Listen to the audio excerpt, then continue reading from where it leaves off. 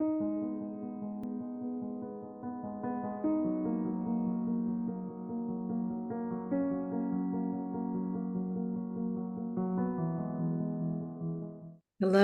and welcome to the KST Healing Hub. I'm Jordania. I'll be your hostess for the day, and I am beyond thrilled to introduce you to Luigi Castaldo, a truly radiant soul and an extraordinary spiritual counselor and guide. Luigi brings light and love to everyone he meets, using the wisdom of tarot and runes to help people navigate their life's journey with clarity and purpose. His intuitive guidance is truly like a warm embrace, offering insight, healing, and empowerment to all who seek his wisdom. Beyond his incredible work as a spiritual guide, Luigi is a passionate teacher and the heart behind student support at Tarot Mysticism Academy. With a vision to take the Academy global, he's dedicated to nurturing a worldwide community of seekers and mystics, or as Joe calls us, mystical misfits. Luigi shares his knowledge and love for the craft. So grateful. Luigi's infectious positivity and deep compassion make him not just a guide, but a true beacon of light for us all. So please join me in welcoming the amazing Luigi. So, how are you? How are you today? I'm good. I'm good. Today f definitely feels well. It's a Thursday today, isn't it? Yeah, it's Jupiter Day, so it's always one of I find it like one of the sweetest spots of the week. When you sense like it's not quite the middle, it's not quite the end, it's not quite the beginning. It's almost everything.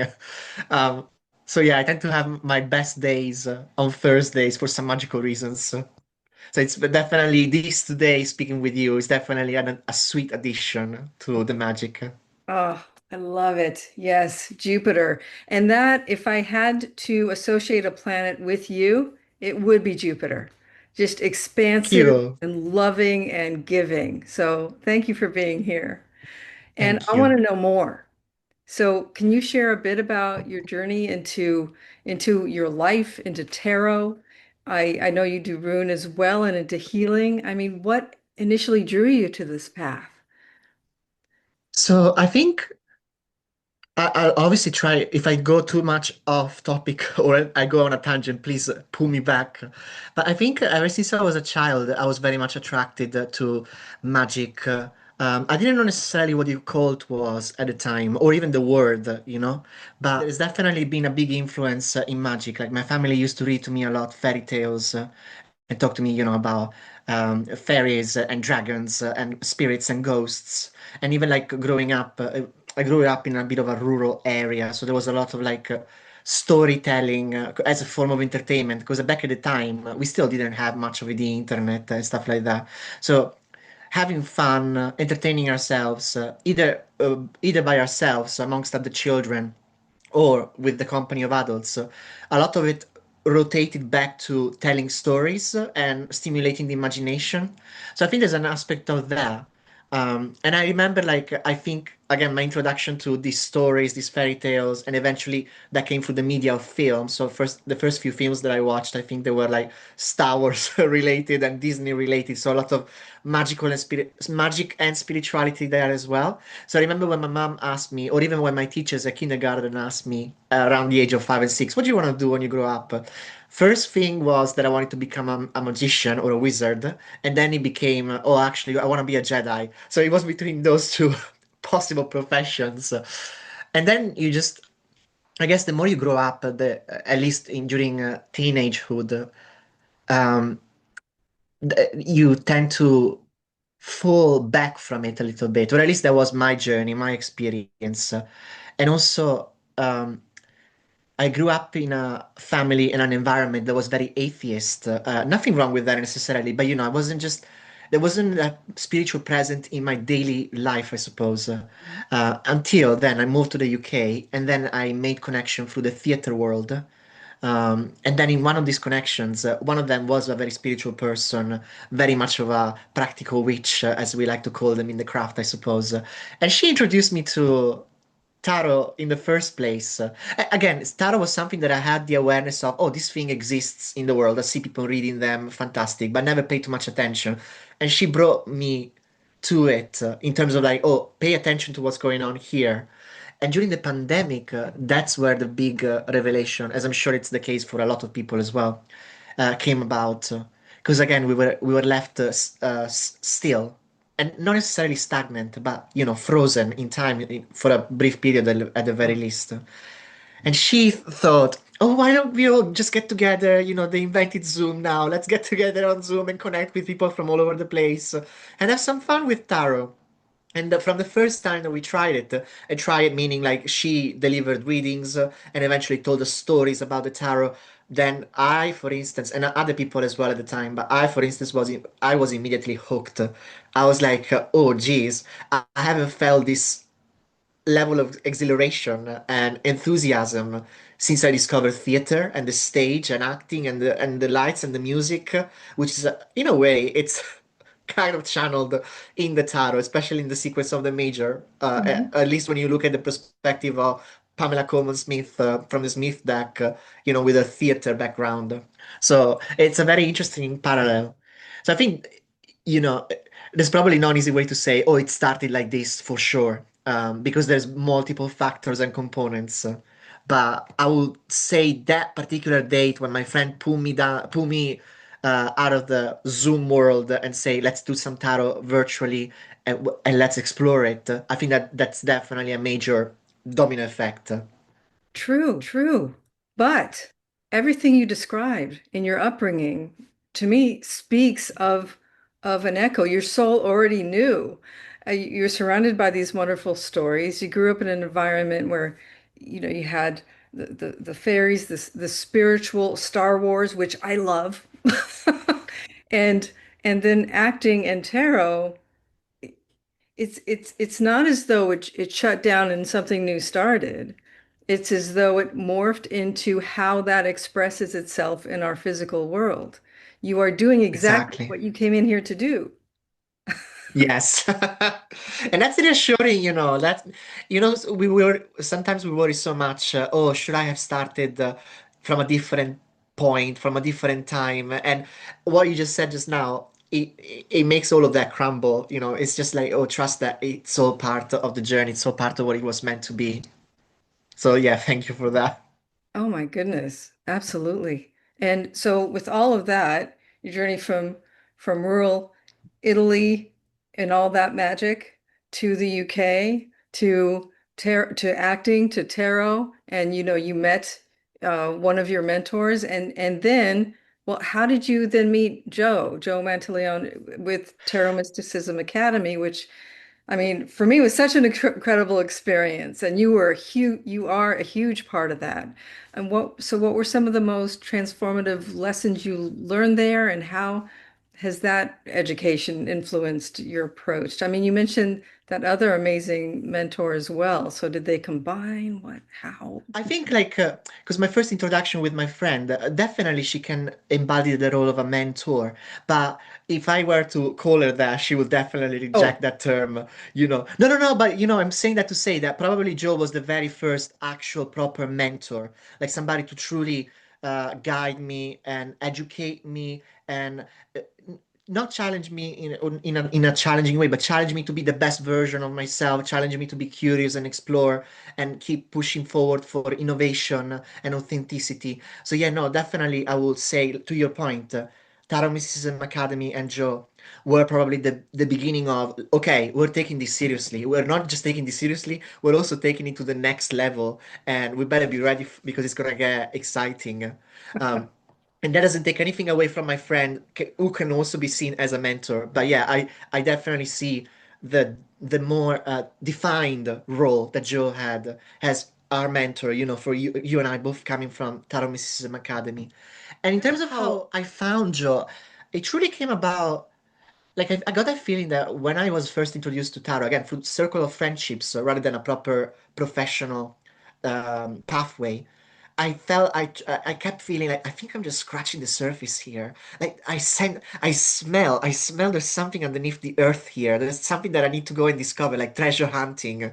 Um, and so you do what you do, like you use the internet, for instance, and YouTube, and a lot of our community and a lot of the student body, I suppose, they first got introduced to Joe through YouTube, the magic of YouTube, the new stream, maybe the original streaming platform, I suppose, even before Netflix and so forth. Mhm.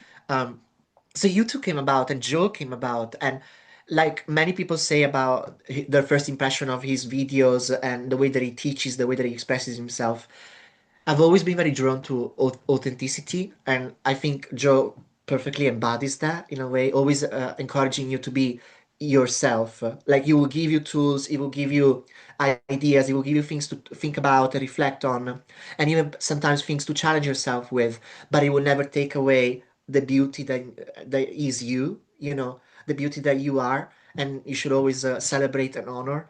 Um, Obviously, I didn't come to all these conclusions by watching one single YouTube video of Joe. This comes from like a series of months and years now of my exposure to him and his teachings and Tarot Mysticism Academy. But yeah, I think there's the level of authenticity.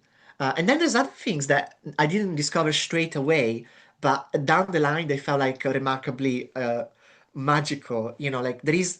Obviously, I don't know every single detail of his ancestry, but the name holds Monteleone, pronounced in my accent, holds that Italian heritage, and I'm like, I wonder what's going on there.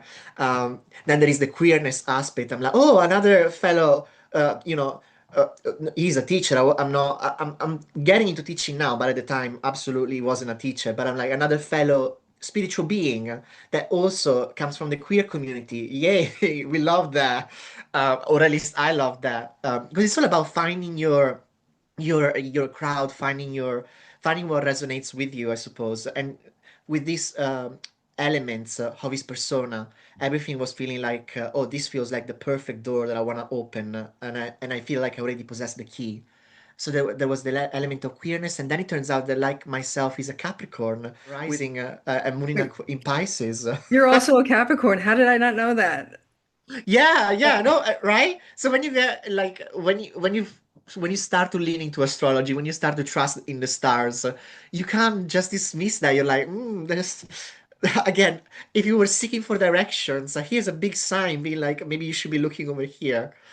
And and yeah, so I think I was feeling very much like safe in his hands. I think when it comes to committing to a journey, to a learning, to a new experience, there is an element of vulnerability, would you say? Like you're like, oh, I can't do this, possibly do this just by myself, but who am I gonna entrust myself in? And Joe really screamed, of trust, I suppose. Trust me, I look after you. And from the interview, from working with him in class, through lessons, and eventually through our collaboration throughout the years, there's always an element of comfort. Like I feel, it never feels like. He never feels like forced, and he never feels like unsafe. He always feels utterly safe, and it always feels utterly inspired. You're constantly channeling from interacting with him, whether it's on a one-on-one or with other people. There's constantly a flow of channeling, which is not necessarily the same channeling that you apply during a reading or during a spiritual experience, but it's the constant flow of information, thought, ideas, and emotions.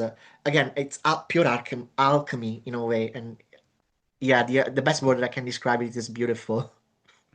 Well, and you two are definitely of like frequency that way. I mean, you've been the most incredible support, and you just shine light in there at the school. Thank you. And so, as a teacher and director of student support at the academy now, I mean, what do you enjoy most about guiding and supporting new students? I mean, you've helped me so much, especially with the what was it, the Seven of Swords. No, the Seven of Yes, Pentacles. Oh my gosh, your you completely deacon. transformed my understanding of feeling like, oh shit, to oh, that's a Beautiful. So the way you're describing Joe is how I would tend to describe you. Oh, thank you. Bless you. Thank you I so much. think I was deeply excited, definitely very nervous at the very beginning. I still experience nerves as in like, oh, time to get time to get out there, time to do work, time to be responsible for others. But definitely it's more enjoyable now than it ever was at the beginning because at the beginning there was so much imposter syndrome that I had to overcome, and Joe helped me overcome, and everything that I learned from Tarot Mysticism Academy and everything that I constantly learn from each student that I interact with, whether it's now or at the beginning stages, it taught me to get over the imposter syndrome. Keeping humble, because I think humility is a beautiful thing. Sometimes you can take it either way, isn't it? Like if it's too much humility, at the same point you become a carpet and people just walk over and they don't even notice you're there. But there is an element of humility that keeps us grounded. And sometimes I feel like it's one of the closest. Is humility an emotion or just an experience? But basically, it's one of the closest words that connects us to the tree of life in a way. Um, but yes, go back to your question, I think in terms of supporting the students, what really gets me exhilarated and what really gets me going all the time, first of all, is seeing the light in their eyes. Especially when they first join. There is that element of I found my place. I got work to do. I got things to discover. I got people doing this with me. It's the essence of I feel like I belong. And I think I lost a lot of us from for different reasons, from different paths of life, but we still seek that essence of belonging, that essence of I am not an odd egg out of the basket. This is my basket. This is a beautiful basket. Um, and there is again that imposter syndrome, like doubt is a very natural thing. Um, and that just because it's a natural thing, it doesn't mean that we need to oblige with it. But it's so common, isn't it? Like we all feel doubt from childhood to teenagehood to adulthood, especially in adulthood, I would argue. Sometimes even more than childhood. I think like children can definitely say, "No, I don't like this." There's nothing that you can say that will ever make me change my mind. And then in adulthood, you're more like, do I? Do I not? Why? Well, I suppose maybe.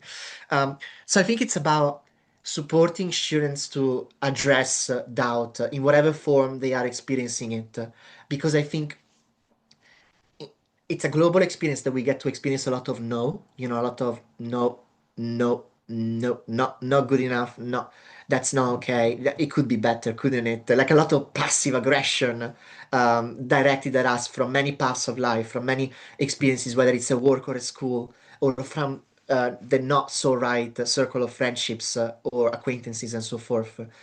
And so I think I've always been about empowerment, which is something that I try to apply for myself on a daily basis. So I have my good days and my bad days. But in terms of the students that enter TMA, and especially when they realize the body of knowledge that Joe offers, which is beautiful, it's sacred, it's divine, but from a new set of eyes, it can come across as, is that the amount of stairs that I have to climb? Is that it? No way. Uh, I'm having second thoughts. So it's about like for me reassuring them and also giving them not just in my case, but try to also bring up as many people as possible, like yourself, like all of the people that study with us in our journey. Like we are prime examples that we were where you were, and now we're here. So it's totally possible to climb the set of stairs. You won't even climb, you will glide, you will levitate, you will float, you will fly. So it's something that really drives me in terms of supporting the community and the student body for Tarot Mysticism Academy is definitely that, like letting the individual know I believe in you, and now let's work on you believing in yourself first and foremost, because that's the most important belief of all.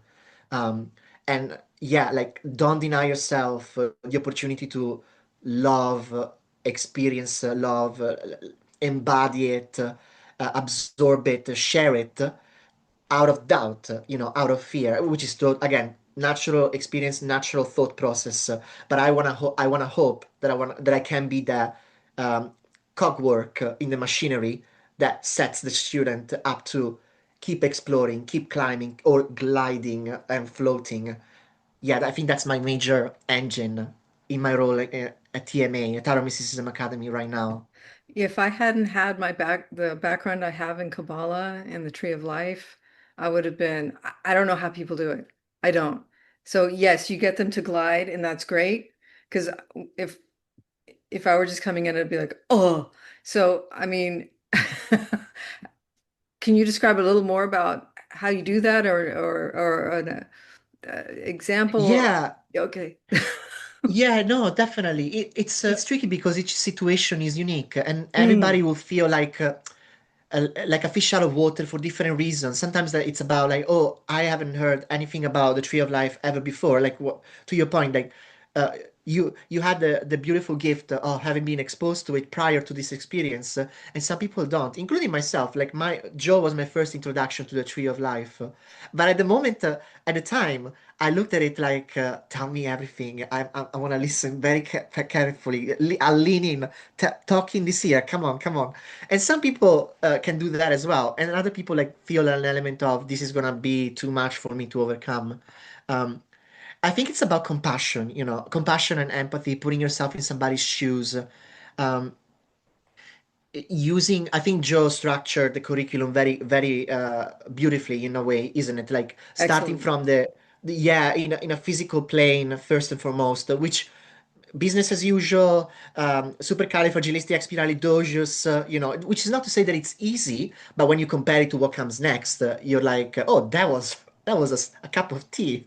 Now we need to start baking proper pastries here, you know, and so I think it's about reshaping expectations, which is not necessarily telling students or people what they should think or how they should act or how they should approach the material. Like they have agency. And again, this is the authenticity that I celebrate in Joe and the Academy. You have agency to do as you please, as your heart desires, as your will, as Mighty Crowley tells us, you know, your will will be the law, the law, the highest of the laws. But you just try to share your personal experience with them, which you hope you will be helpful. And yeah, you just tell them that it's not a race, it's a marathon. Nobody's rushing. Everything that's been delivered to them, it's luckily, fortunately, pre-recorded. So you have your chances to review something for as many times as possible. Like there's a lot of safety nets in place when you think about it. You have the pre-recording aspect, so you can go back to it anytime, as many times as you please, or as many times as you need, rather. And then you have the community aspect because the school is so big now. We got people from all over the place. It's very unlikely that you're not gonna get somebody willing to hold your hand from an experience and journey perspective. And now that Joe also expanded the team as well, there's so many of us that we do our best to be available at any given point. And yeah, like I think you bring it down to make the dragon look like a lizard. You know, you bring it down to make that tower of some kind, looking like a sandcastle, rather than the mightiest of all challenges and obstacles. It is simply a matter of shifting perspective, which sometimes works and it happens, yay, and sometimes you need to use other tools, like maybe giving extra time and extra reassurance, which often comes through verbal reassurance. And I think to an extent, every one of us student, teacher, person, even in a professional realm, each one of us is seeking validation. We're in a way indirectly seeking validation through the divine realm as well, isn't it? To an extent, Yes. and sometimes validation is looked at it, with a negative light. Like, oh, you're just seeking validation, but children need validation, isn't it? Children at the early stages of development, I think validation, especially at that stage, is not such a bad thing. I think there's nothing wrong in allowing the individual to harness their gifts, to harness their potential, and tell them like, you got this. It doesn't mean there's no room for growth. It doesn't mean that there's no room for error. It purely means like you are enough and you are the heart of all things. You are the heart. You are the heart itself, and if you hold on to that image, I believe, and that's what I try to hold on a daily basis. it basically does half of the jobs almost, and then there is the rest, which is a extra. It's an additional bonus. Yeah, well, absolutely. From a psychological perspective, you mentioned 4-year-olds earlier. They are can clinically be defined as sociopaths, but we have to be because we have to focus on ourselves at that time in order to survive. We need to know that we're safe. And as we get older, you mentioned the insecurities. That's also a method of survival. It helps us blend in to a community, except now in our society, we get to explore and choose a community that actually fits us. We don't have to, like you mentioned the queer community and how you felt like you found your world, your space with Joe and us in the community. Yeah. So yeah, now we don't have to, but that element per evolution is still there. So so I'm so glad you found your place because from what you described, you were absolutely born to do this. And I've had nothing but fun and love with the queer community. I love it. So I felt right at home. We Uh, are prone for a good time. yes. I think in terms of healing, we're all on a journey, isn't it? And it probably never ends. And that's a beautiful thing. There's something beautiful in the infinity of healing. We tend to aim, and I think partially that might be ego inspired, I suppose. We tend to view like, oh, there's probably a start, a beginning, and an end. And in storytelling, usually that works. But when it comes to the human experience, it's more nuanced than that. And I purely say that because depending on your school of thought and depending on your personal belief, if you consider yourself like part of source, before you enter the physical plane, there is that separation, which was probably very painful when you think of it. Like birth itself is painful naturally, and then you go to experience all sorts of physical pleasures, but also pains in life. And eventually, we all know where we're heading. We're heading to the great beyond, and some people are able to tell us what happens there, and some people report different types of experiences, and that's totally fine. I actually vibe more from knowing that there's different possibilities rather than this is the one ultimate outcome. And that's what I mean by infinite. Infinite, like even the separation from the physical and the returning to the spiritual. Again, if that's the school of thought that somebody chooses to follow, um, that means that there is constant healing happening over and over. And because there's so many of us, and we interconnect. We're individuals. We're unique, and we're also one. There is also that additional school of thought. That means that our healing crosses paths with somebody else's healing, and sometimes it entangles for a period of time, and then it disconnects, and then it returns. So that's what I mean by infinite. Um, in terms of my practice, a lot of it has been focused, especially in recent months, I would say, connecting the heart to the mind. Because I think, again, when I come from my theater background, isn't it? In theater, they tell you that the heart is everything. Emotions are the driven engine for an actor. Exploring emotions are the driven engine for an actor. And they taught us a lot about switching off the mind because the mind will tell you to not connect to that feeling, to stay away from it. Tarot, especially from the perspective of the Golden Dawn and Hermeticism, and even I think Joe beautifully combines both. But even like some aspects of our curriculum in Tarot Mysticism Academy, they instead bring back to the spotlight the mind as the tool of enlightenment, as the tool of connecting directly to the divine source, and so forth and so forth. And being the emotional being that I am, with my rising moon, and my rising and my moon in Pisces, which I'm very grateful for, but it makes me like I know a constant ocean with sometimes some good motionless days where you can just enjoy and swim around, and other times when there's just a storm shaking the world about. Um, so that it gives me like a very strong heart. And when I say a very strong heart, just simply a heart that feels like your pain is my pain, your joy is my joy. And I think that's also allows me or has allowed me so far to channel empathy and compassion, which are two words and traits and qualities that I extremely value in myself, for instance, because I'm talking about myself just right now, I suppose, but also in any single individuals that embodies or portrays them. Those are definitely things that I value more than gold. Um, but I say that purely because of that background, I tend to not reject the mind so much, but very be suspicious of the mind. Like, what are you doing here? I'm not entirely sure that this collaboration can take place.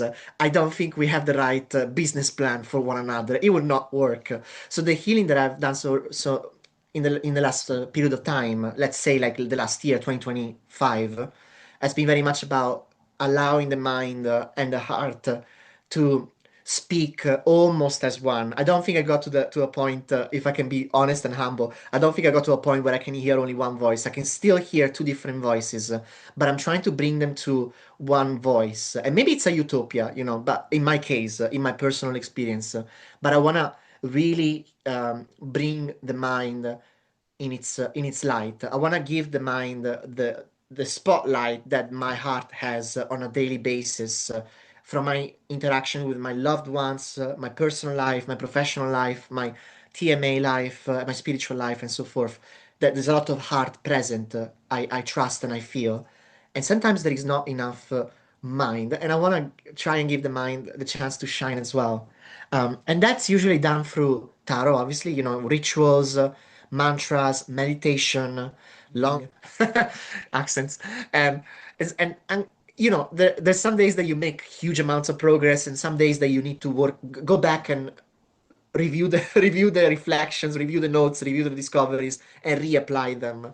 Um, and I noticed that a lot of that happens to a lot of our students, not all the time, and different experiences than mine. I would never say that, oh, you're going through exactly the same thing that I am. I mean, you do say that because it's a way of speaking and communicate to one another, but in in in essence, I understand that you can feel empathy and compassion, beautiful, but also people are walking in their shoes, in their skin, in their emotion, in their mind, and so am I. So there is always that difference. I think is to be respected. Respected as in like I'm gonna be here and do my best to support you while valuing that that's truly uniquely your experience. Which again brings us back to the word agency, like the individual having the agency to um, change, learn, move forward, heal in their own chosen comfortable manner and preference and way. So yeah, if I would say that with me, I never go without using the cards because they are that sacred tool that hooked me up from that famous session with my friend that I spoke about at the beginning of our conversation. So there will always be a bit of divine channeling, like show me what I need to know. I trust you to lead me where healing is. I trust you to lead me where serenity is. And so communicate to me through these beautiful images. So that's one way. And then there are aspects like color magic and sense and creating the right sacred environment, creating your temple, that allows you to step in almost as if you're going to a doctor's appointment and everything is in place, everything is set up for the purpose of healing.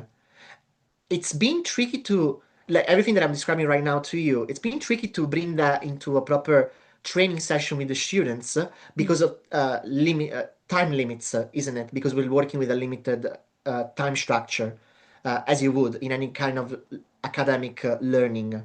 Um, so you bring as much as you can with your vibe and through advice and recommendations. Um, and Joe, being the master of healing of our circle, my circle at the very least, has skills that I still have to dream on. Meaning like I can't wait to be up there on top of that mountain. But yeah, so far there's been a very eclectic approach, if that makes sense, in regards to healing. A lot of sense. And what I love is before we started recording, we talked about the colors we were wearing. So you Yes. mentioned that I'm wearing more the sixth chakra and seventh, I suppose, and you're wearing the heart. So you're talking about combining and the two voices of the heart and the mind and acting. I love it. It's so meant to be. definitely. and that you already have that background. And you said you mentioned Pisces. Your right, your moon and rising in Pisces. So I gotta know Yes. because Saturn has been going through Pisces for 2.5 years. It just went out and now it's retrograded back in, and it'll move back out February 13th. So Mm. how has that been for you? Ah, it's been like going through the the seventh or eighth season of a long running TV show. You know, it's when things start getting like uh, we can't do the same things over and over. Like we need to bring nuance to the story, and it's been very much like that. It's been very much because I'm still also going through my Saturn's return to an extent for the next couple of years. Um, but also Saturn, while talking about it, being Capricorn, you also have that natural relationship rulership with Yeah, it. Saturn So rules Pisces. I mean, Saturn rules Capricorn. yes, yes. Yeah. But but so you do have that for my persona at least. I do have that natural affinity with it. Like oh hello, not stranger, the opposite of stranger. Hello, very very familiar face. Um, it's just tricky because not tricky so much, but it's that constant dance where Saturn demands discipline, and I'm not so bad at discipline to an extent, but also demands courage in a way, and has very much asked me to spice things up in a way that you normally wouldn't, if that makes sense. Because again, it's about that learning. Like it's saying you've learned this, how about now you put it into practice? But then as an individual you still face or deal with the constant questioning, the constant let's say let's use the word doubt, like oh there's probably more that I need to learn, isn't it, before I do that. Surely you're not truly expecting me to just rock the boat completely and turn it upside down and start swimming to land. That's not it, right? But every single divine connection ritual, as at least in the last few months, maybe will change with the changing of whatever luminary sphere in the heavens, but so far it's been very consistent. It's been very much like it's time to swim. It's time to swim without the aid of boats, without the aid of life vests, and reach land through actual motion, through actual lack of security, if that makes sense. Which Mhm. it sounds scary, but purely it means like it's one thing that we touched about at the very beginning. It's that pure, beautiful message and mission statement about courage to yourself, belief to yourself, and therefore you say yes, you say I will, you say I am doing. You know, it's that empowerment, um, which I want to preach from not from 9 to 5, from midnight to midnight the next day. You know, like and I am a firm believer of it. But I also recognize that we all deal with a bit of a cha-cha-cha in samba, isn't it? Like two step forwards and sometimes three step backs. It's the dance of the universe, it's the dance of life. Saturn is doing it itself, like you said, being in one position right now and then going back and forth, back and forth.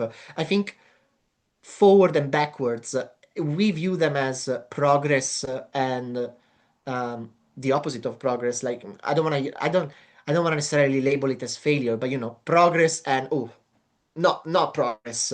Whether instead it's a natural motion of the language of the universe, of the language of life itself. Um, but I think right now Saturn's messages has very much been like you can't rely on safety purely because I need you to prove to me. I need you to. I need to see that you have truly embodied the message of courage, that you have truly embodied the message of belief. So it's basically the hand reached out to you, and you just have to take it. You know, like it's that Aladdin scene, isn't it? When they're about to jump, like, "Do you trust me? Do you Oh, trust me?" And then they fly yeah. on the magic carpet. It's basically, in a way, it's basically that. Um, through the language of Disney is very romanticized. Through the language of Saturn being the greater malefic, it's a bit more layered. It's a bit more theatrical, I would say. More Shakespearean, even, I suppose. And that's been beautiful. It's still going on. It's still a work in progress with constant check-ins, and constant discipline. Having to stick to. I have to make sure that I have. It doesn't matter if it doesn't happen at the same time every day, although I try to strive for that. But I have to make sure that I will at least check in so that that communication is constant. Yeah, so it sounds like you've been manifesting what you came in here to do. And I've noticed you're the first one usually to respond at the school. You're like, if someone needs something, you are right there. I mean, you're very so present and disciplined about being present and giving. So, yeah, I see. And you've been with the school for how long now? Since 2022, um, so 22, 23, 24, 25, like three-ish years, 3 years and a half. Okay, I'm blaming this all on Saturn. Because you're just ending Aquarius with the community and then entering how to define it, how to structure all this, how to make this real. And yes, you're doing a good, Saturn would be very proud. And yes, the greatest malefic, but also gives us the base from which we can then start a new cycle in your case. Exactly. And you mentioned Saturn return. Do you have Saturn in Pisces? I do actually. Whoa. Yeah. No, no, no. Wait, wait. Actually, I'm wrong. Okay. It depends. It depends on what system you use, because I know that there's two different versions of calculating it. And so a friend of mine that I used to study with in a different course in a different time, she used the system which assigns Saturn to Pisces. But if I use the other system, that's the one that has my Saturn in Aquarius actually, and my Mercury in Aquarius, and I have a stellium as well in Aquarius. Which when you brought up, responsiveness, etc. I think my love for trying to be there for the community is purely that. It's the energy of Aquarius. It's the energy of human connection, humanitarian need. It feels like it really drives my purpose. It gives me something to look forward to, being able to form community, sustain community. The word community itself, there's probably an aspect of that which is purely about queerness. Like many queer individuals, they get like they not necessarily all of them, but some of them or a fair amount of them, they might come from backgrounds where the family is not so united, and they might have been quote unquote evicted out of the nuclear family circle, and therefore they go out there and they seek that community to become family as well. So I think there's an aspect of that. But when I look at my astrological chart, I can't help but feel like the energy of Aquarius being very much present, you know, in uh, in that stellium. Like I think I have at least six of my planets that are in Aquarius. Oh, Again, the number six being very relevant, in Tree of Life language, carrots. In Kabbalah, etc. So yeah, definitely there's an aspect of that, um, And just for to certain. review that, six planets is huge. A stellium can be as little as three. So six is a lot. And you were referring to the Gira of Tiferet, yeah? So our core are of beauty Yes. and harmony. It's who we are. It's our still point.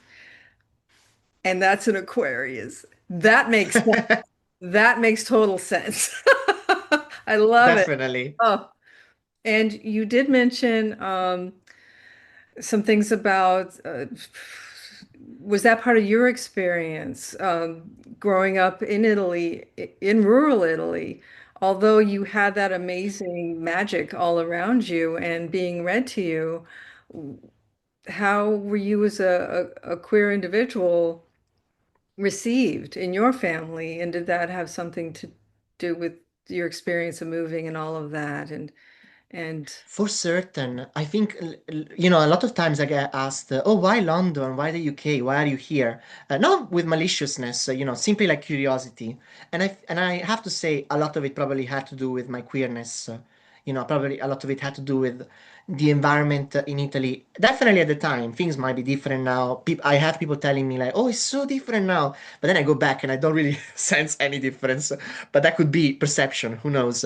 But it was definitely an element of, that fish out of water, that odd egg in the basket. Um, you know, my family, in terms of my queerness, it took a long time to uh, finding a place of acceptance, and truly accept true acceptance. When I say true acceptance, there's been a lot of talk, especially in my development years, of just a phase. It's like wearing clothes. One day, Gabbana will not be what you need anymore. You go back to Gucci, etc. So that on paper that sounds incredibly insulting, but I try to laugh about it and make a bit of humor about it. And now I think after several years of showcase, like I'm choosing Gabbana and I'm staying with Gabbana. Probably not the best brand for my queerness, but that's the one that came, so I'll take it. Um, so after this many years, there's definitely more acceptance. Like this is a thing. This is it. Um, there's never been. I was very fortunate that I never had to experience with this all new that that dramatic scenario that we see in a lot of media and a lot of even real life experiences from a lot of queer people, and my heart goes out to them constantly. So I was very fortunate in that regard. I think a lot of the struggle came from the excuse me, came from my circle of friends, friendships, and friendships as in like not necessarily people that I was close friends with, but people that I was exposed to school, internships, and so forth. Um, and I think a lot of it comes from very much the time at the time, like we were still we were still very separate or very much like disconnected. I think we can blame technology, especially the internet, for a lot of things, obviously. But one thing that we can definitely be thankful for has been the ability to expose different realities, realities from different countries, from different scenarios, from different lifestyles, and so forth. And I think because at the time that I was growing up, I mean, not everybody had an iPhone, not everybody. Some people still have one computer to share with all their family members and so forth. So there was definitely a lack of exposure, which led to their behaviors, their lashing out unfairly and unjustly so and so forth. So yeah, I think when I focused on London or the UK, it was definitely driven by finding a safe haven. Like many many major cities are for a lot of queer people because there is multiculturalism, there is diversity. Mo- Big cities such as London, such as Rome, such as New York, and so forth, they come with their own challenges. Like there's no such thing as a happy place unless you make it a happy place for yourself, I suppose. But at the time, and I think I was at the age of 18 at the time, maybe even 17, when I chose to come here, everything was very much like wanting to find safety and tranquility and acceptance, Mm. you know. Um, but not just necessarily from my family. There was the adjustment with the family, but mostly from the community, I suppose, and the world uh, altogether. Because, like I said, Italy, as much as a beautiful country as it is, and as much as I can hold the respect for everybody's faith and belief and so forth, obviously being mostly a Catholic country, my identity is not always looked upon with acceptance, with kindness, and with appreciation, shall we say. But instead, there's been a lot of, especially at school, because a lot of Catholic schools they will be run by the clergy. Um, there's a lot of like questionable talks going on between the faculties and the students. If anything is caught upon, if they catch a glimpse of, oh, this, do you know that if you behave like that, this and this will happen to you? This and this and that is already happening to you. Such as, to put it in plain terms, going to hell. Oh, Um, you know, yes. which can definitely influence the development of a child and the development of a young adult very much. If you just throw it out there just like that, with no room for reflection, no room for um, again, not to bring back the same words over and over, but no room for empathy and compassion. Mm. Um, so that's the reality that I was trying strongly to get away from, I suppose. And I think here in the UK, although not a perfect place by all means, but there is that heritage, of Celtic tradition, of stone circles, of Avalon and Arthurian legends, and that it kind of became the next chapter from the fairy tales that I used to be exposed to from childhood, and that's probably where my practice mostly resonates with in terms of working with the divine and in terms of working with deities themselves. I take a lot from the Celtic pantheon, and I get a lot of inspiration as well from those legends, from those myths, and the figures of the Tuatha De Danann, the children of Danu, the original gods of Ireland, and so forth. All of the pantheon. It's almost like reading the Lord of the Rings. And there are actually Yeah. major observation made by scholars that a lot of the writings of Tolkien came from that particular myth world. Yeah, it's beautiful. Honestly, can't get enough of it. That's right, and that's why it resonates with us so much, right? It's a part of that causal level. It's a part of what Jung talked about, the archetypes, and they are very real. They're definitely a part of us, and you were connected with that. And as a child, hell can be so scary. As an adult, we know, oh, it's our shadow self. We should embrace it, integrate, it's fine. Yeah, yeah. Not that there isn't evil in the world. But it's more about embracing the shadow. And you taught me a lot about that because when I found out that my deacon was the Seven of Pentacles, and I couldn't get over it. It was just something I couldn't get through until you told me that. Um, can you tell me how you came to Yes. your experience and about that? Because that relates to this shadow side and how people can really embrace who they Yes, are. definitely. No, I think the project of the Seven of Pentacles, for example, that's part of a project and a passion of mine, I suppose. Like, I think we get we get thrown into the world of tarot in many beautiful ways, but there's often a lot of um, what's the word that I'm looking for? Superstition, I suppose. That I don't know if that's the best word to use, but like there's a lot of pre-conceptualized knowledge of this is bad. Like doesn't matter the day, the time, the season, this is bad. And so when you bring that to a professional realm and you have that interaction with the client, it leads the client to feel deflated, defeated, and quote unquote cursed. And obviously, I won't speak from your experience, but even in the way that you were communicating your relationship to the Seven of Pentacles, it made it feel like, oh, perhaps I am doomed to failure. And that's what something that I wanted to challenge, something that I wanted to change, something that I wanted to transform. Um, and Joe definitely inspired me to do that through everything that he gifted us with. And I felt like inclined to constantly dig, the sense that there's something underneath underground. And because the Mother Earth is so generous and so deep, and beyond Earth, there's probably something else, like the realms in between and so forth. I never felt like it was ever enough. I was not satisfied with you should just like take it at face value, turn around, the Seven of Pentacles, today is not the day. I felt there was more to it. And I think you need to look at it. I think that was the work of bringing the beauty of the mind into the emotion of the heart. Because if you start channeling that Virgo energy, that analytical energy, that Mercurial energy, perhaps, and you dissect, you realize that the tarot is many, many things. There's no way that we can say tarot is one thing. But one of the things we can probably argue it's a formula. It's a magical formula. It's like saying abracadabra, hocus pocus, bibbidi bobbidi boo, and so forth. And so when you look at the formula, you need to analyze the individual elements of the formula, the individual words of the formula.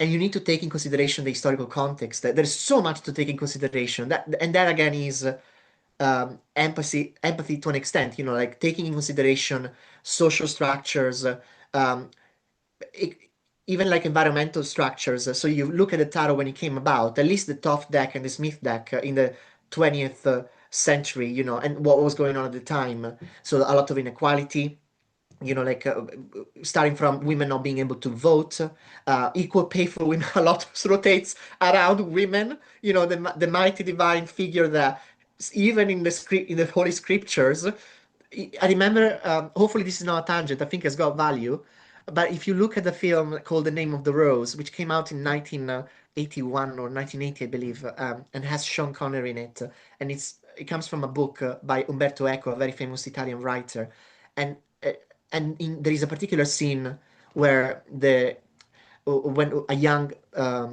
disciple, a young priest, experiences sex for the first time, and his master tells him um, a beautiful scene. I'm not gonna do it justice, so apologies. But the essence of it was. The scriptures say woman is more sour than death. That was kind of the line that he was delivering.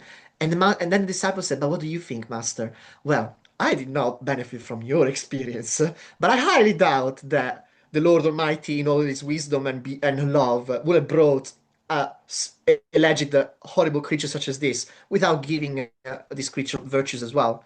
So is that need to bring light to darkness in that historical context? And so when you think of the sevens, you have to take in consideration of the sevens being underneath the six, and so being underneath Tiferet. So everything below that, if you have to label things, everything below the heart of the universe, the heart of life, Tiferet itself, can be considered as lower. And the association and the correspondence and the rulership of Venus, again, the divine feminine, then leads you to reflect on how those ceremonial magicians did not necessarily view the divine feminine as a vessel, like a way to access power, etc., but not as the figure deserving of power, deserving of might, and so forth, and therefore bringing more layers of. Are we seeing a synchronicity here? Like, like all the sixes, fantastic, and there is a numerological aspect and astrological aspect to it as well as Kabbalistical, and then naturally all the sevens, down we go from here. Is that truly satisfying? Is that actually truth? Is that the real truth? So it really led me to think about the energy of Venus, which I'm very attached to, being a rising Pisces. We have the exaltation. And in a way, at least from my belief and approach, Venus and Saturn are just an extension of one another, but they influence different spheres of life, but in essence, they are the same. They are branches of the same tree, if we want to use the tree of life perspective. And so I refused with every single fiber of my being to believe that the Seven of Pentacles is failure. I trust that Crowley got that message, that title, for a reason. I trust that the Golden Dawn and Mothers and all of them, they gave the original card a different title for a reason, and now I simply want to bring my own reason. And that's all that we're doing in history, isn't it? Like education, learning, it's all the product of different minds and different perspectives. And I will never say this is the ultimate truth. Like I will never say, oh, if you believe anything else, I'm gonna be laughing tonight. No, because that would be disrespectful. But I will definitely say, if I were placed in a position of teaching it, that's what I would like to teach. Not that in a reading, whether it's a student wanting to learn the card or a client wanting to get a message from the card, I will never want to give them the impression, because simply I don't believe in that. But I would never want to give them the impression it doesn't feel like this project is gonna be good for you. I think you need to step away. I actually want to tell them, if love is at the center of your action planning, of your intentions, there's no way that you can go wrong. It might require more energy, more, the engine aspect of Netzach and the ambitious aspect of Netzach when you consider the Sephira in that regard.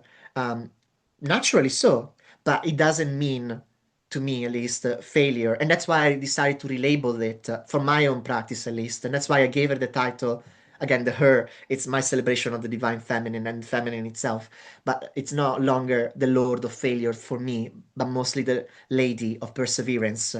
Because I think once you reach success in the Six of Pentacles, what comes after, from a logical but also natural, I suppose, perspective, if you have success, next step forward is persevering. What do you do with this? With all this beauty and magic and love, what do you do with it? You persevere and you continue to create. Um, and that's pretty much it. It was just like about sitting, reflecting with my core values, my ethos, and daring to bring like a different perspective. And when I say dare, simply meaning like I'm not selling it as the ultimate truth.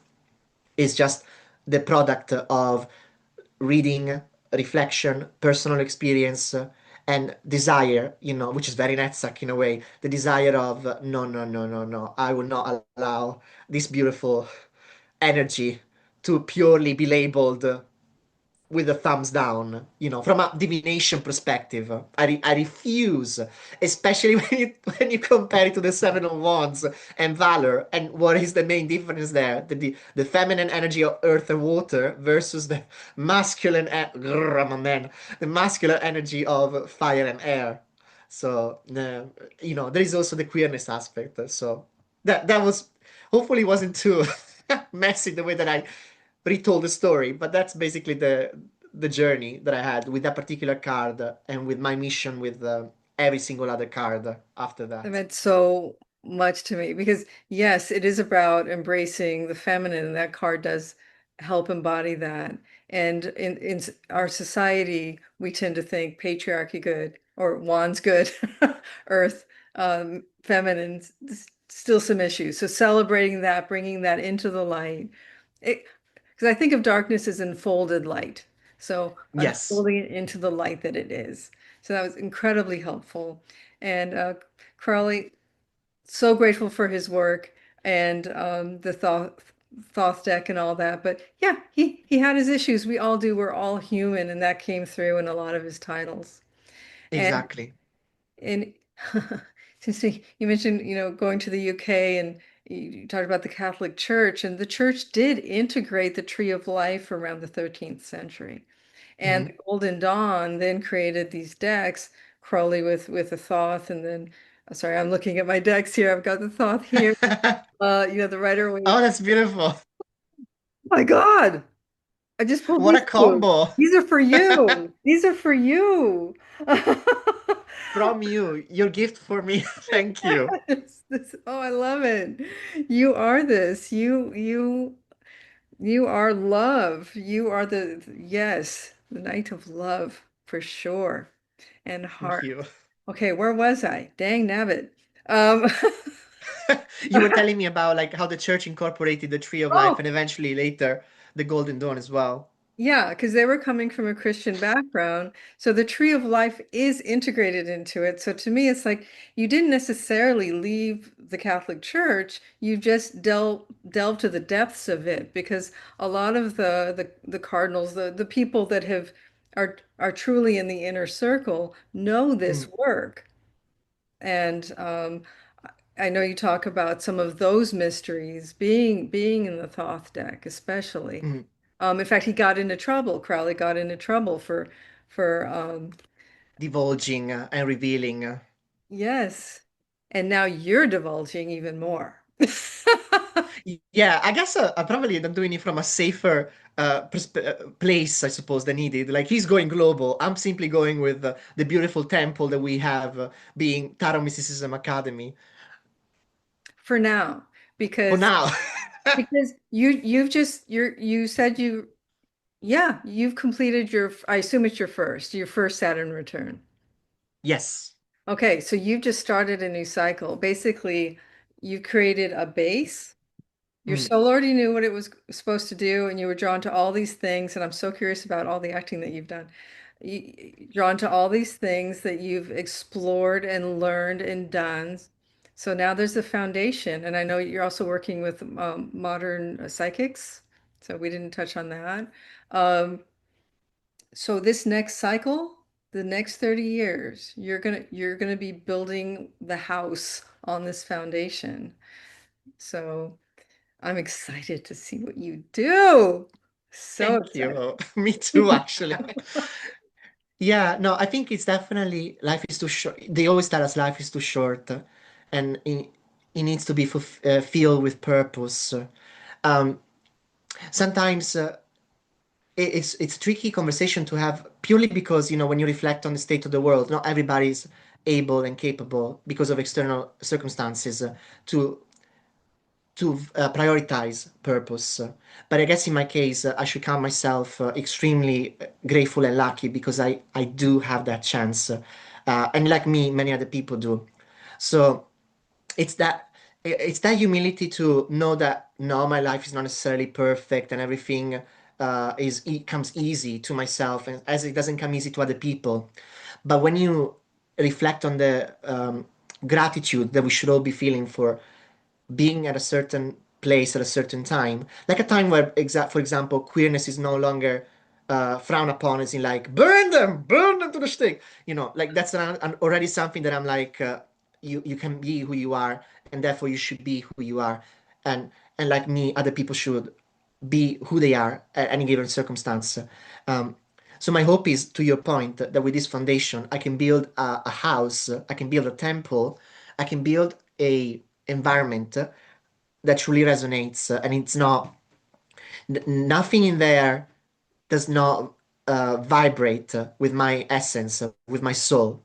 Everything in there is a token of it, and that's my hope. And hopefully that will be done by continuing to serve as a word, of gratefully serve the student community, Tarot Mysticism Academy, Joe.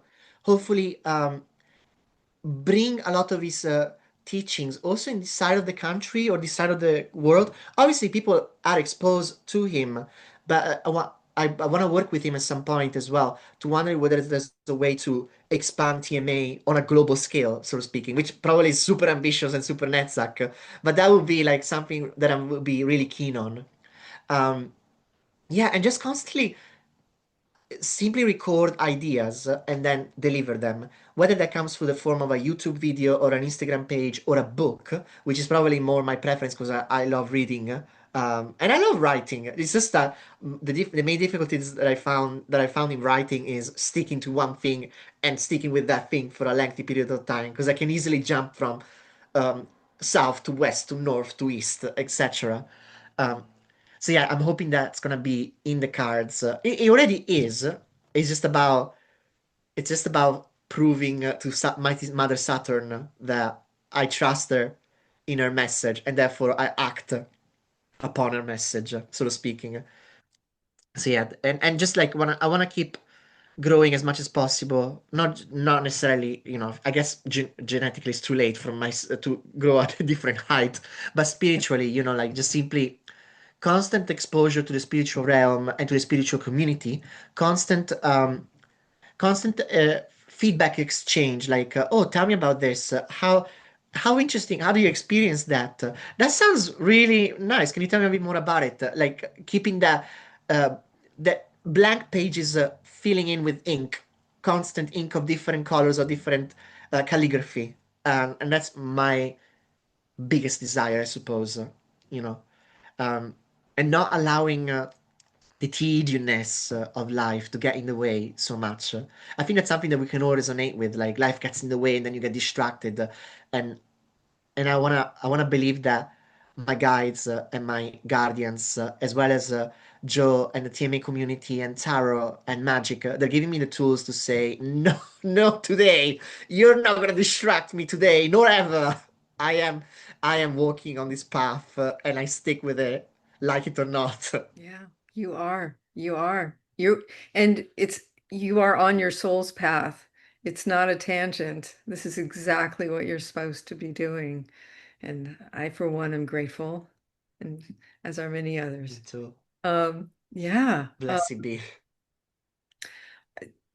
Do you see a common theme in you expressing this in your professional readings these days? And what advice do you often give? Yeah, I mean, so when it comes to professional readings, I would say it's definitely easier to have them in person to have them virtually, and it's still easier to have them virtually, but you still have visuals than it is to have them via phone call alone. Um, when it comes to in-person readings and independent clients, like clients that come around and they find you, like in this case, they find me, and then I have the ability to customize their session to their needs and to their preferences. That's usually like the sweet spot, because there's very little that can go wrong because I can also take my time. I can give them my total availability and my total level of expertise, I suppose, and truly. customize it, even in the moment. Like I might plan an idea, but then I would constantly check in with them.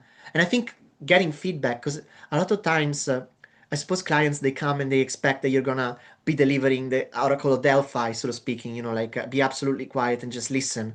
And there might be a time and place for that as well, like never say never. But usually I find it more useful to ask, because it's almost like a counseling session to an extent. And I find it more useful to ask, how are you feeling? Where are you right now? What would be beneficial right now? How do you wish to take this forward? Where should the focus be? Like questions. I think questions are useful, and interruptions are not necessarily a bad thing, like interrupting the flow, meaning that you might have had an entire, not performance as in like superficiality, but performance like an entire ritual in place, like no, it needs to be happen word by word, uh, draw by draw, etc., etc. To me, I found that it's totally fine if there is an interruption and you get back into it. But again, that's only possible when it's an independent client, as an independent reading that comes around, and because they found you. When it comes to reading for someone else, like in terms of like a company or a private event, there needs to be more discipline, and there needs to be a little element. I say this with total humility and total. Um, I'm fine with it, so to speak. Like I'm not necessarily judging it. I think it's the nature of quote unquote business, I suppose. So there needs to be an element of detachment. Detachment meaning that there needs to be a boundary. You know that you have a certain time because it's not me giving you my time anymore. It's me on behalf of somebody that has chosen me to come and perform this act for you, to come and perform this service for you. So I welcome you to be vocal. I welcome you to tell me how you feel and even take me on a tangent from time to time if needed, but within the boundary of the time frame, I suppose, and within the boundary of what can be achieved in that time frame. Um, and I think to an extent there needs to be a little element of customer service involved, like because it is more contractual than it would be if you had your personal individual client. And when I say that, it's simply that when it comes to a difficult circumstance, which usually only happens when the client steps in with a chosen agenda, and chosen agenda not simply about expectations but also about result. Like I am coming here because I know I'm going to be told this and this and that, and when that doesn't align, that's when you start entering the negotiations. But I think so long as you are never placing blame, not on yourself, not on the client, so long as you hold on to humility and humbleness, meaning that, oh, this apparently has not been resonating. Let's see what can be done about it. So you easily redirect them. There's a in my case, in my experience, it has been about there's a reception over there. You can tell them about your experience with me, and you can tell them that you wish to try a new reader, and they probably will allocate you to a new reader without charge. If they need to speak to me, tell them to come over to my table. It's all about communication, setting expectations, and knowing what possibilities are and procedures are in place in terms of preparation when it comes to again a private hire and a contract, I suppose. In in terms of the phone call, not virtual visual, there's a purely vocal exchange. That's just about bounding your head to the divine realm and truly saying like truly saying this is what it's meant to be, because obviously there's an it's never about power, but in regards to a power dynamic, I argue that the client on a phone call, purely vocal, has got more power than you have because there's very little ways for you to channel that energy unless you purely focus on the sound of their voice and their vibration.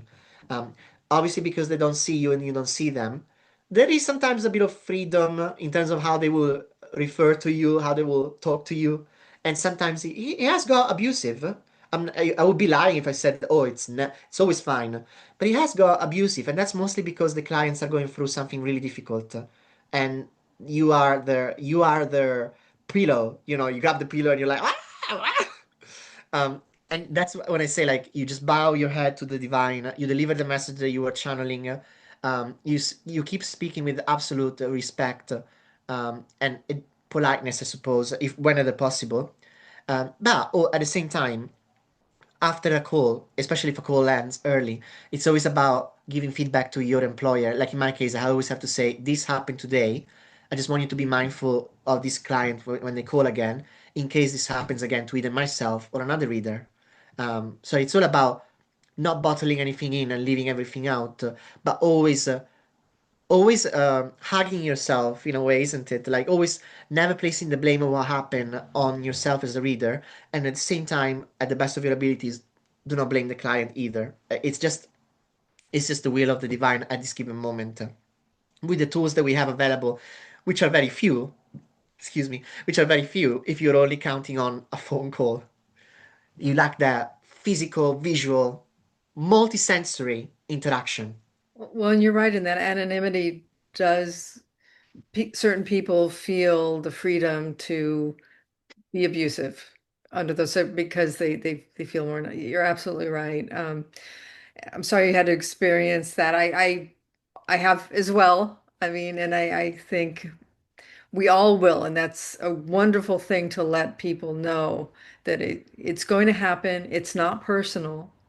And really, if we can step back and just be conduits like you are, um, we can help them just process that energy because they are moving it. Yeah, Unfortunately, not in the healthiest of ways, yeah. but hopefully, once it's processed, they'll realize it, and you've helped them move to the next level. Hopefully, yeah. Hopefully. Yeah, completely. But it's not personal for readers out there. It's not personal. Oh, Absolutely. No, it's also very much of a prime experience of formation, like in yeah. your own abilities, in what works for you, and in setting boundaries as well. Because sometimes you, as a newbie as well, in the industry, in the business, in the circle, you can easily approach a situation with anything goes.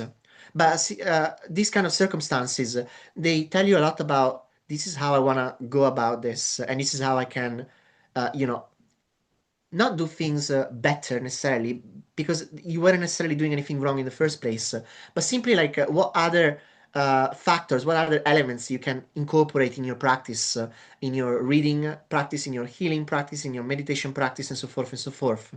And maybe gives you also the ability to always expect the unexpectable, which is a very much theater mantra. Like you never know what's going to happen on stage. A light might fall down, a member of the audience might shout, "Go home!" You always need to be ready to receive and deliver.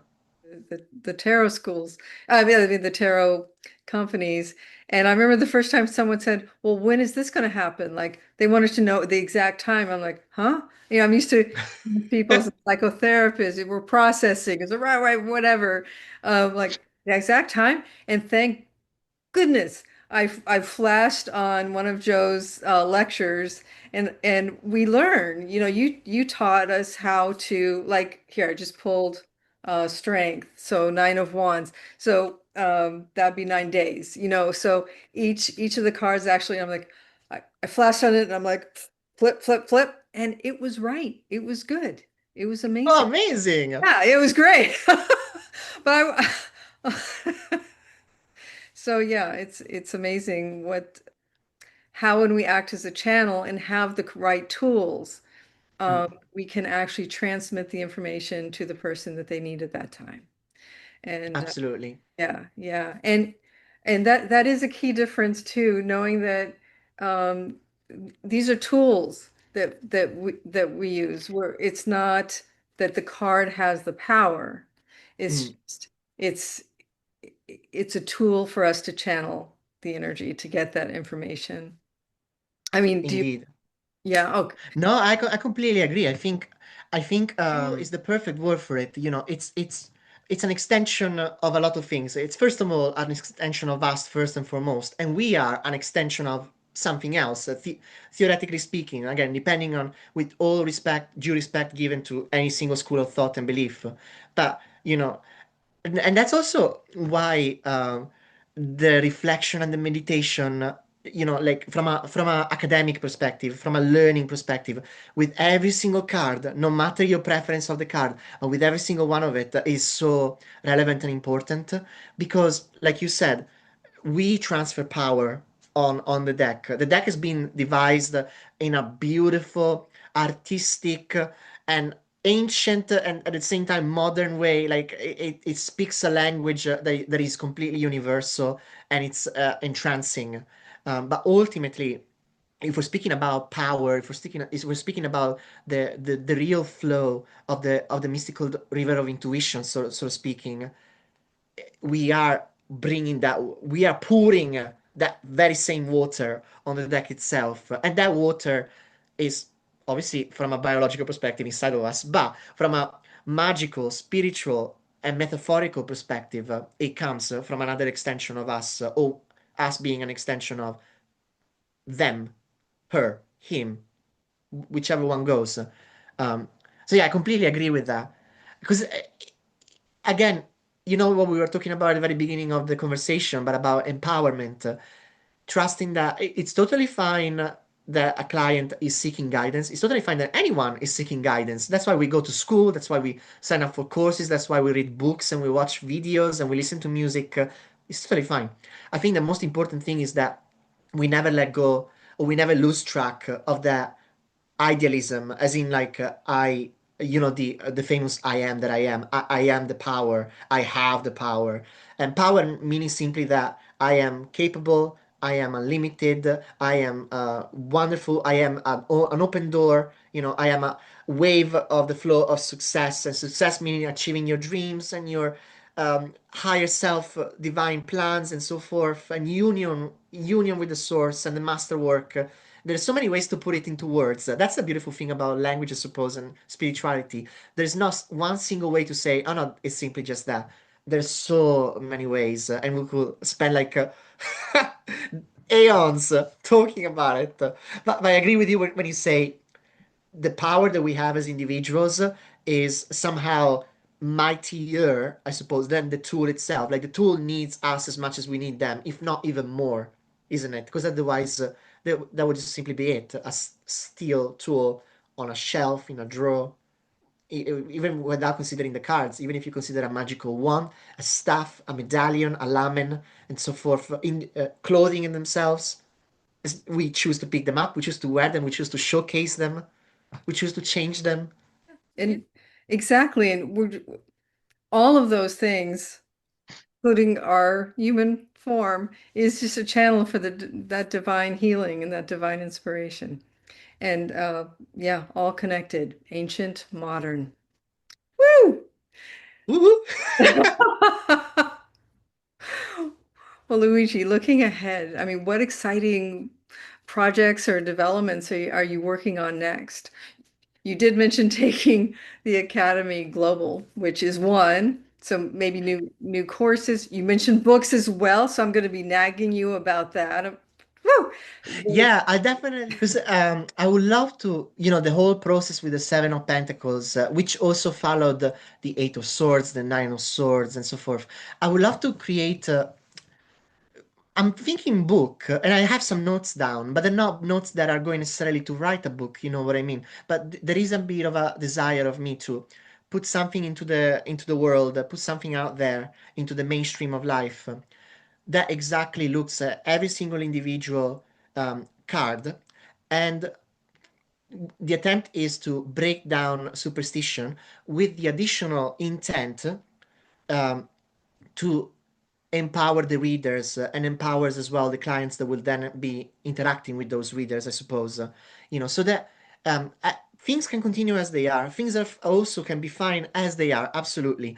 But I think that's my way of bringing revolution, to bringing change, and to bringing novelty. My way is more about.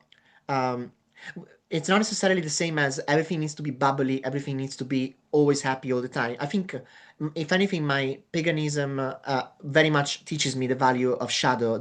You were discussing that as well yourself with your own practice. I don't. I, I would feel very silly if I ever were to say there's no such thing as a shadow. What are you talking about? There's no darkness in the world. What are you talking about? No, no, not at all. But I think it's about the power that light and shadow both hold and how they can both create life and continuation and opportunity rather than blockages, rather than miss opportunity, rather than again that word failure. So I think that that's something that I really want to work on with dedication, with passion and detail, which probably will take a long time if I don't lean too much into my perfectionist self. But that's something that I hold a deep passion for, breaking down superstition, bringing more empowerment to the mentor, the student, and eventually the reader and the querent. So something that a piece of information containing whatever form, whether it's video, like visual, or whether it's a book, whether it's a compilation of songs, who knows? The possibilities are infinite, but most likely it will be a book, book related, and something that the people have access to, and they say, "Oh, I'm gonna read this to learn this, and if it resonates, I'll practice it even and see what that rolls out." I love it. Oh, I love it. And if you had one bit of advice to leave us with, what might it be?